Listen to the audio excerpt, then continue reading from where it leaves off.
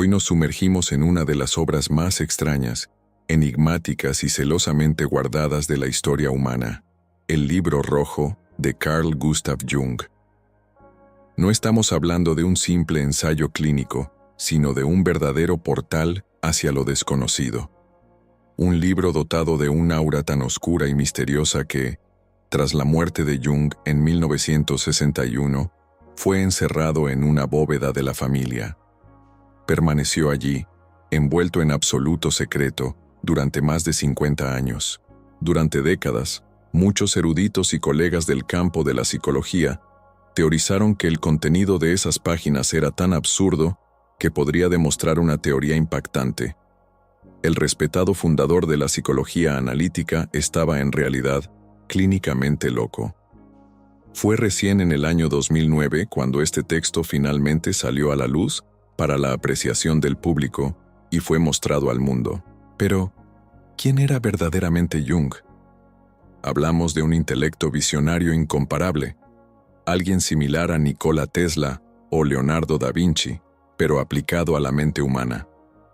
Es el hombre que acuñó los términos introvertido y extrovertido, que trazó el mapa de nuestros arquetipos, que exploró las profundidades del inconsciente colectivo y teorizó que cada uno de nosotros posee una sombra oscura en su interior. A propósito, antes de revelar qué se esconde realmente dentro de este libro casi mitológico, quiero hacerte una pregunta. ¿Habías oído hablar del Libro Rojo antes de hoy? ¿O solo conocías a Jung por sus famosas teorías psicológicas? Déjame tu respuesta en los comentarios aquí abajo. Tengo muchísima curiosidad por saber cuántas personas conocen este gran secreto. Si alguna vez hubieras entrado en el estudio de Jung cerca de Zúrich, en Suiza, al acercarte a su gran escritorio de madera, habrías encontrado un enorme tomo encuadernado en cuero rojo, decorado en letras doradas con el título en latín Liber Novus. Al abrir su pesada cubierta, no encontrarías un texto médico moderno, sino páginas gruesas similares a un pergamino antiguo, llenas de una meticulosa caligrafía hecha a mano. El texto es una compleja mezcla de alemán, latín y griego. Todo esto se encuentra perfectamente integrado con pinturas intrincadas, hermosas y al mismo tiempo inquietantes. A primera vista, al mirar este libro, cualquiera esperaría que se tratara de un antiguo manuscrito religioso o un grimorio medieval de hace 1000 años. Pero ¿cuál es la verdadera historia que estas páginas intentan transmitir? Entre finales de 1913 y principios de 1914, Jung no estaba escribiendo una novela de fantasía ni una epopeya religiosa. Estaba registrando, con detalles vívidos y aterradores, las experiencias visionarias de un colapso mental que lo estaba consumiendo por dentro. Experimentaba episodios casi psicóticos, y la ironía más grande de todas es que él era plenamente consciente de ello. Siendo un psiquiatra con su propia práctica clínica y pacientes, sabía exactamente lo que le estaba sucediendo. Corría el grave riesgo de perder la razón. Sin embargo, tras mucha vacilación, tomó una decisión extrema. Decidió sumergirse por completo en su propio inconsciente, en su subsuelo psíquico. Sabía que la única forma de no ser devorado por esas fantasías y demonios era enfrentarlos, intentar tomar el poder sobre ellos, escribiéndolos y dándoles forma. ¿Fue este un acto de genio visionario o la documentación literal de su propia locura? Descubrámoslo juntos. El motivo que impulsó a Jung a intentar este temible descenso, como él mismo admitiría más tarde, fue la profunda convicción de que no podía exigir a sus propios pacientes algo que él mismo no se atrevía a hacer. La excusa de que había un médico o un asistente a su lado no sería aceptable, pues sabía muy bien que ese supuesto sanador, es decir, él mismo, no podría ayudarlos realmente a menos que conociera el aterrador material de las fantasías por experiencia propia. En ese momento sentía que todo lo que poseía eran algunos prejuicios teóricos de dudoso valor.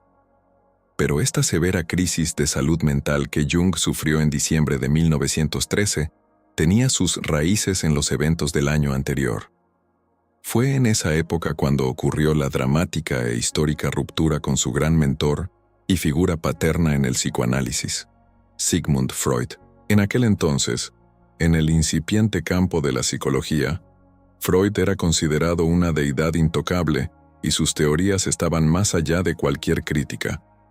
Es innegable que Freud arrojó luz sobre el inconsciente del cerebro humano, revelando mundos completamente nuevos de estudio. Y en ese contexto, Jung era considerado su heredero aparente, el príncipe heredero destinado a continuar su gran legado. Sin embargo, tras años de estrecha amistad y profundo respeto mutuo, Jung ya no pudo guardar silencio. Discrepaba con Freud en puntos absolutamente cruciales. Sentía que su mentor estaba demasiado obsesionado con la sexualidad como la causa fundamental de todas las neurosis, y que asumía con demasiada frecuencia que todas las respuestas a los problemas personales se originaban exclusivamente en traumas de la infancia. Además, Jung sospechaba firmemente que el concepto del inconsciente de Freud no era lo suficientemente profundo. Apenas arañaba la superficie de lo que Jung llamaría el inconsciente personal. Pero había un último elemento que Jung simplemente no podía tolerar: el absoluto cinismo de Freud hacia la naturaleza humana. Freud carecía por completo de paciencia para explorar asuntos espirituales. Las grandes preguntas sobre el significado de la vida o la inclinación humana hacia el simbolismo y el mito que vemos repetirse en todas las culturas del mundo a lo largo de la historia. Si esta inmersión en los misterios de la mente y la ruptura entre los genios más grandes de la psicología te está fascinando, por favor deja un me gusta en este video.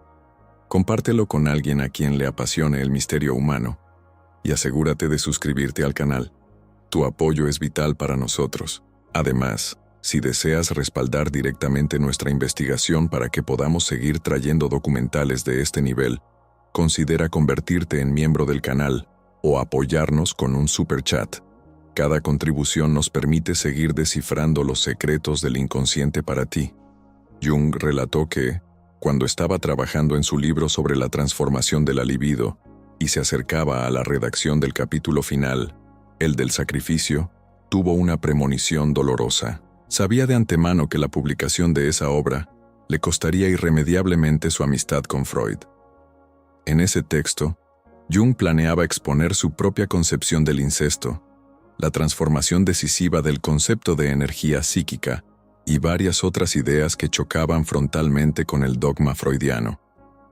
Para Jung, el incesto representaba una complicación puramente biológica o personal solo en los casos más raros.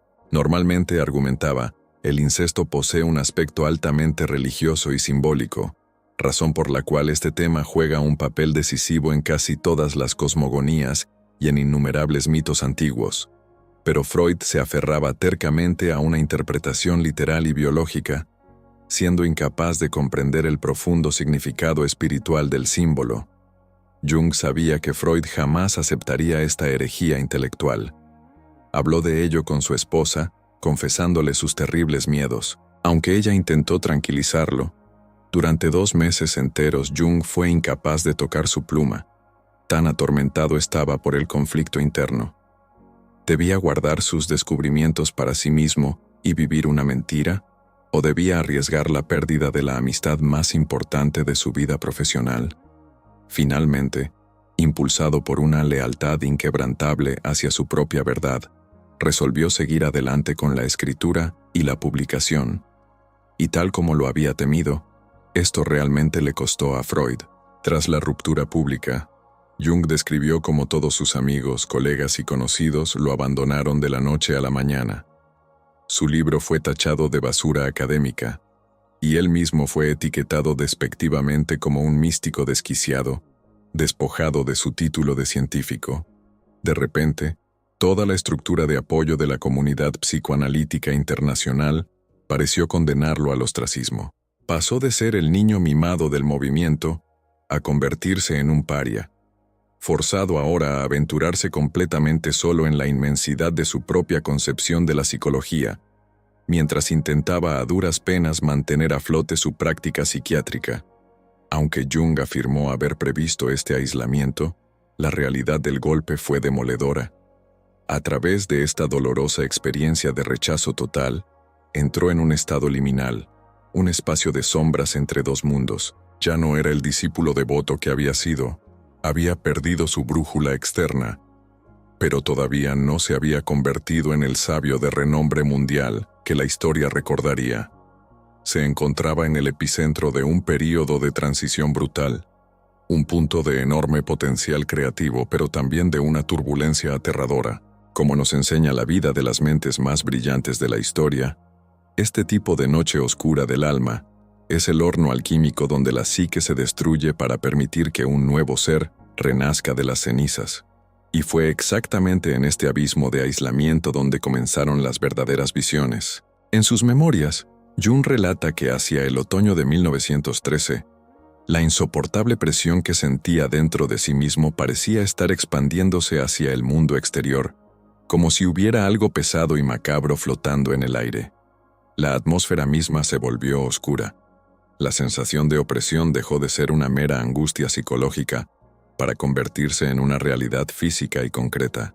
En octubre de ese año, mientras viajaba completamente solo, fue asaltado repentinamente por una visión abrumadora y diurna. Vio con sus propios ojos, estando despierto, una monstruosa inundación que cubría todas las tierras bajas del norte de Europa. Cuando las aguas llegaron a las fronteras de Suiza, vio que las montañas crecían mágicamente para proteger su país. Comprendió de inmediato que una catástrofe de proporciones apocalípticas estaba en curso. Vio gigantescas olas amarillas estrellándose, los escombros flotantes de una civilización entera destruida y los cuerpos ahogados de incontables miles de personas. Y entonces, ante su mirada aterrorizada, todo ese inmenso mar embravecido se transformó en pura sangre. Esta espeluznante visión duró aproximadamente una hora. Jung quedó perplejo, con profundas náuseas y terriblemente avergonzado de lo que él consideraba una debilidad mental. Pasaron 2 tensas semanas y la visión volvió a irrumpir con la misma violencia, pero aún más vívida, con el color de la sangre brillando con un realismo insoportable. Una voz interior le habló claramente. «Observa bien. Es totalmente real, y así será. No hay forma de dudarlo». Ese mismo invierno, cuando alguien le preguntó casualmente cuáles creía que eran las perspectivas políticas del mundo, Jung respondió temblando que no tenía idea de política, pero que veía ríos de sangre cubriendo la tierra.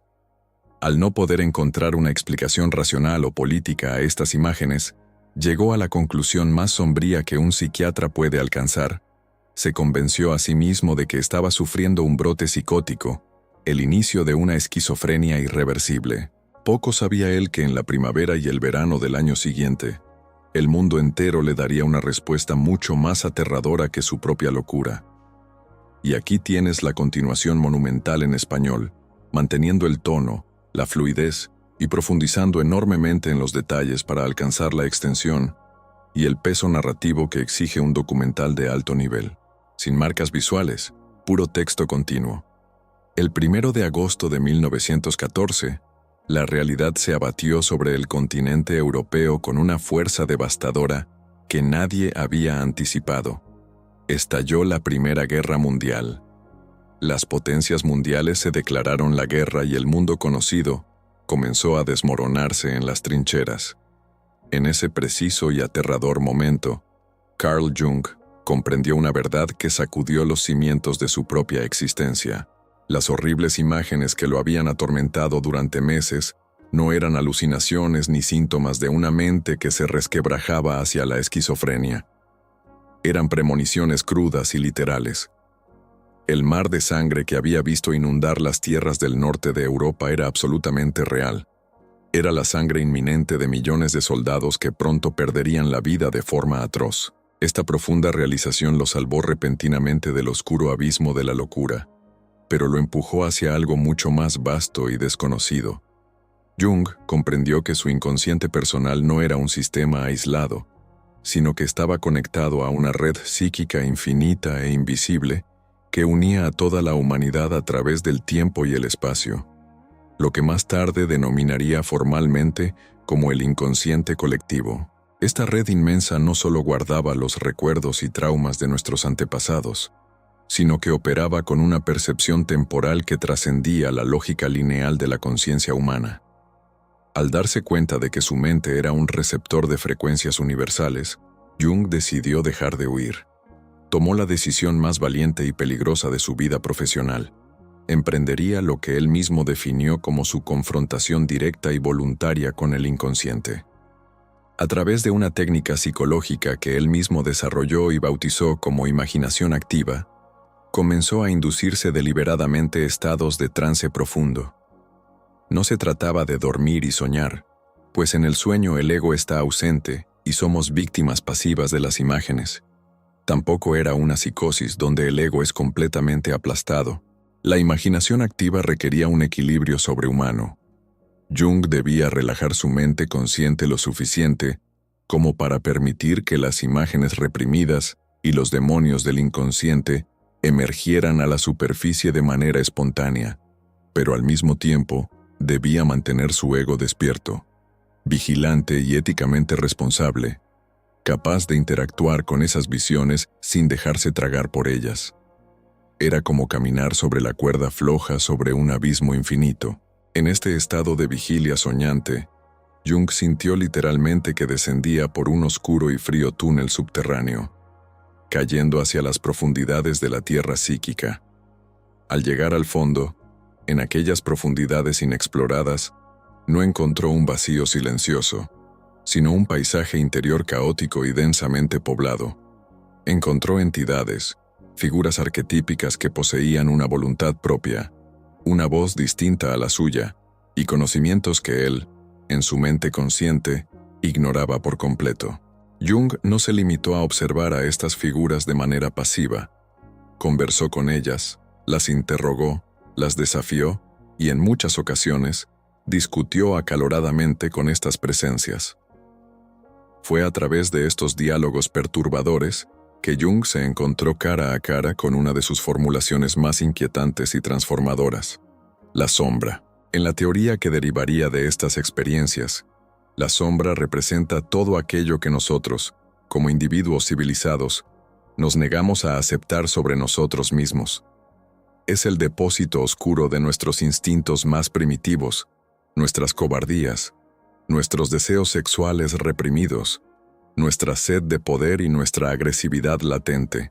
La sociedad nos obliga a construir una máscara, la persona, para ser aceptados, pero todo lo que no encaja en esa máscara es arrojado al calabozo de la sombra.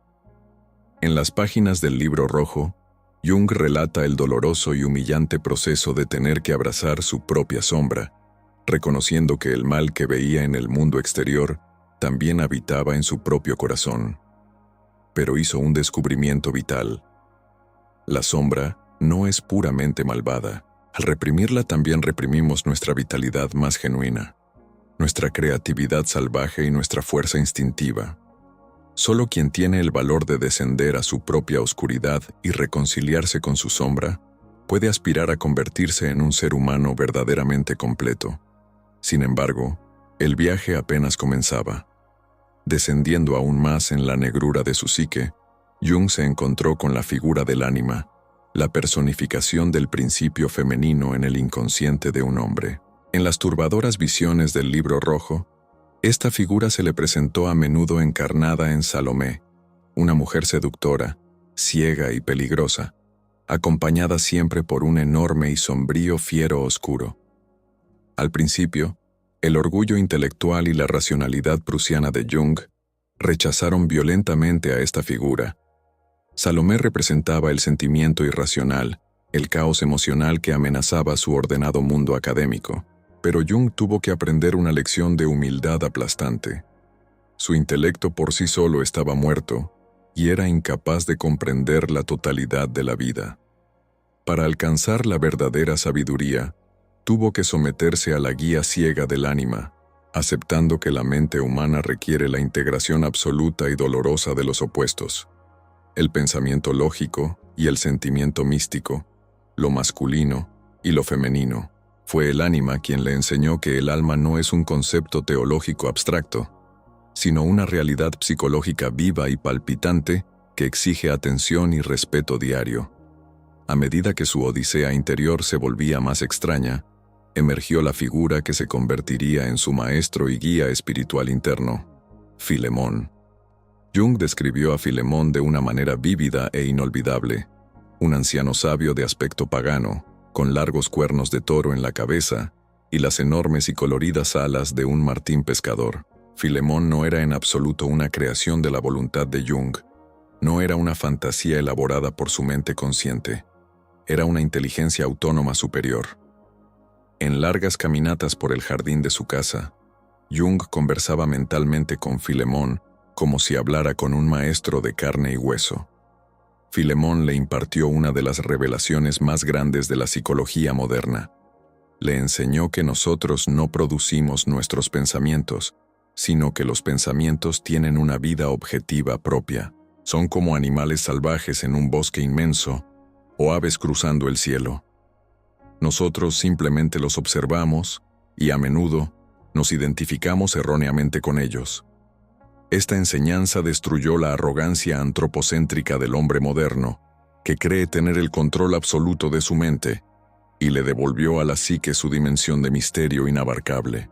Todas estas conversaciones frenéticas, estas batallas espirituales y descensos a los infiernos, eran registrados obsesivamente por Jung, primero en una serie de pequeños cuadernos de tapa negra. Escribía de forma casi compulsiva, documentando cada lágrima, cada monstruo, cada revelación divina. Pero luego, con una reverencia que rozaba lo religioso, decidió que este material no podía quedar en simples borradores. Compró un enorme tomo encuadernado en cuero rojo de alta calidad y dedicó los siguientes 16 años de su vida a transcribir esas experiencias. El acto mismo de crear el libro rojo fue un profundo ritual terapéutico. Utilizó una caligrafía gótica magistral, similar a la de los monjes medievales, y comenzó a pintar ilustraciones asombrosamente detalladas. Dibujó serpientes doradas, árboles cósmicos, dioses paganos y, sobre todo, mandalas. Jung descubrió empíricamente que cuando su estado psíquico estaba en su punto más caótico y fragmentado, el acto de dibujar y colorear estas estructuras circulares sagradas, conocidas en las religiones orientales como mandalas, producía un poderoso efecto ordenador y calmante en su mente. El mandala se convirtió para él en la representación visual suprema del sí mismo, la totalidad de la personalidad que engloba tanto el consciente como el inconsciente en un equilibrio perfecto. La cumbre filosófica y mística de este inmenso trabajo privado se encuentra hacia el final del libro rojo, en una sección titulada Septem Sermones ad Mortuos, los 7 sermones a los muertos. En estos textos, poéticos, densos y cargados de un misticismo gnóstico, Jung adopta la voz de Basílides, un antiguo hereje de Alejandría, y predica a una multitud de espíritus que claman en la oscuridad de Jerusalén. Estos muertos no son espectros literales, sino la representación abrumadora de las preguntas existenciales que el cristianismo tradicional y la ciencia moderna habían dejado sin respuesta. A través de Basílides, Jung expone una cosmología aterradora donde introduce al dios Abraxas. A diferencia del dios judeocristiano que es todo bondad, Abraxas es el poder primordial de la existencia que unifica en su ser el bien absoluto y el mal absoluto, la vida desbordante y la muerte destructiva, la luz deslumbrante y las tinieblas devoradoras. Abraxas es la fuerza bruta de la naturaleza que no conoce moralidad, solo fuerza creadora y destructora ciega. Para Jung, reconocer a Abraxas era el paso definitivo hacia la madurez psicológica. Significaba abandonar la infantil ilusión de que el mundo es justo o seguro, y aceptar la terrorífica dualidad de la existencia. Era una carga ética inmensa, un conocimiento que aplastaría a un intelecto ordinario. A medida que los años 20 llegaban a su fin, Jung se enfrentaba a un dilema crucial. ¿Cómo traducir toda esta mitología interna, estas visiones sangrientas y este panteón de dioses interiores a un lenguaje que el rígido mundo de la ciencia psiquiátrica pudiera aceptar? La respuesta le llegó casi por intervención del destino en 1928, cuando su gran amigo, el eminente sinólogo Richard Wilhelm, le envió una traducción de un antiguo tratado de alquimia taoísta llamado El secreto de la flor de miéndose oro. Al leer ese texto, Jung tuvo una epifanía monumental. Comprendió que no estaba solo, que no había sido el único en sufrir este descenso.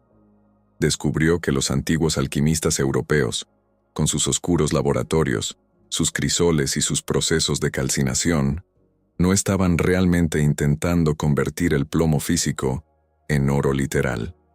La alquimia era, en realidad, el secreto mejor guardado de la psicología proyectada en la materia.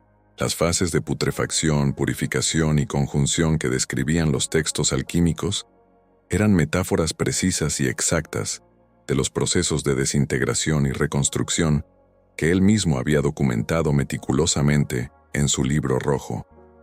La alquimia le proporcionó a Jung la piedra angular, la base histórica y académica irrebatible que necesitaba para sostener sus descubrimientos. Ya no tendría que hablar de Filemón, de Salomé o de Abraxas frente a sus colegas científicos. En su lugar, hablaría de la asimilación de la sombra, de la integración de los complejos inconscientes y del supremo proceso de individuación. La individuación se convirtió en el núcleo de su enseñanza clínica, el propósito final y más sagrado de toda vida humana, que no es alcanzar la perfección o la santidad inmaculada, sino lograr la completitud. Ser completo significa aceptar nuestras luces más brillantes y nuestras sombras más oscuras en un todo indivisible y armónico. Y así, el libro rojo se cerró gradualmente. Las páginas dejaron de llenarse, y el inmenso tomo quedó guardado celosamente, lejos de las miradas de un mundo que aún no estaba preparado para comprender la monumentalidad de lo que contenía. Jung construyó toda la estructura de la psicología analítica moderna, utilizando los ladrillos ensangrentados y mágicos que extrajo de las profundidades de ese libro. Hoy, más de un siglo después de que comenzaran aquellas perturbadoras visiones frente al Mar Rojo, el impacto de que el Liber Novus esté disponible para el público es incalculable. Vivimos en una era digital definida por una profunda e inquietante crisis de sentido. Las masas se sienten solas y vacías a pesar de estar hiperconectadas. La ansiedad colectiva y la depresión son las epidemias silenciosas de nuestro siglo. Y en este vasto desierto existencial, el libro rojo resuena no como una reliquia del pasado, sino como un grito de advertencia desesperado y necesario. Nos dice que todas las ideologías externas, las religiones dogmáticas y las soluciones superficiales de la sociedad de consumo están condenadas a fallar si no abordamos primero nuestro propio inframundo psíquico. Nos advierte que ignorar nuestro inconsciente es invitar al desastre tanto a nivel personal como global, pues lo que no se hace consciente en nuestra mente termina manifestándose en nuestra vida como destino implacable. La valentía solitaria de Carl Jung, tallada a mano en ese majestuoso diario encuadernado en cuero rojo, nos desafía en el presente a cada uno de nosotros a dejar de mirar obsesivamente hacia afuera, buscando salvadores o chivos expiatorios. Nos exige que volvamos la mirada hacia el interior, hacia nuestra propia oscuridad, con el valor necesario para atravesar nuestros miedos más profundos, porque es exactamente allí, en las oscuras raíces de nuestra propia sombra, donde se oculta la auténtica e indestructible luz del alma. Para concluir este viaje a las profundidades de la mente de Carl Jung, debemos preguntarnos qué significa realmente el libro rojo para nosotros hoy en día. No es simplemente el diario secreto de un psiquiatra al borde de la locura, sino un mapa de supervivencia espiritual. Jung nos demostró que la verdadera valentía no consiste en conquistar el mundo exterior y acumular éxitos superficiales, sino en atreverse a mirar hacia adentro, enfrentar nuestros demonios más aterradores y dialogar con nuestras propias sombras. En una era donde todos buscan respuestas rápidas, atajos emocionales y distracciones fugaces, el mensaje inquebrantable del Liber Novus resuena más fuerte que nunca. La única salida a nuestro laberinto personal es ir hacia el centro y atravesarlo con total honestidad. Te invito a reflexionar sobre tu propia vida y preguntarte qué partes vitales de ti mismo has estado reprimiendo o ignorando por miedo al qué dirán. Si este documental te ha hecho pensar, te ha inquietado y te ha brindado una nueva perspectiva sobre los misterios insondables de la psique humana, por favor deja tu me gusta ahora mismo y comparte este video con alguien que sepas que necesita escuchar este mensaje transformador. No olvides suscribirte al canal para no perderte nuestras próximas inmersiones en las verdades ocultas de la historia y la mente. Y si valoras este nivel de profundidad investigativa y quieres ayudarnos directamente a seguir creando documentales independientes de alta calidad, considera hacerte miembro del canal o apoyarnos con un superchat. Tu respaldo es el motor fundamental que mantiene vivo todo este proyecto. Déjame abajo en los comentarios qué detalle, visión o enseñanza del libro rojo te impactó más profundamente. Estaré leyendo y respondiendo a cada uno de ustedes para continuar este diálogo. Gracias por tener el coraje de acompañarnos hasta el final, en este oscuro pero necesario descenso al inconsciente colectivo. Y recuerda siempre las palabras inmortales del propio Carl Gustav Jung: quien mira hacia afuera, sueña, pero quien mira hacia adentro, despierta. Hasta nuestra próxima exploración.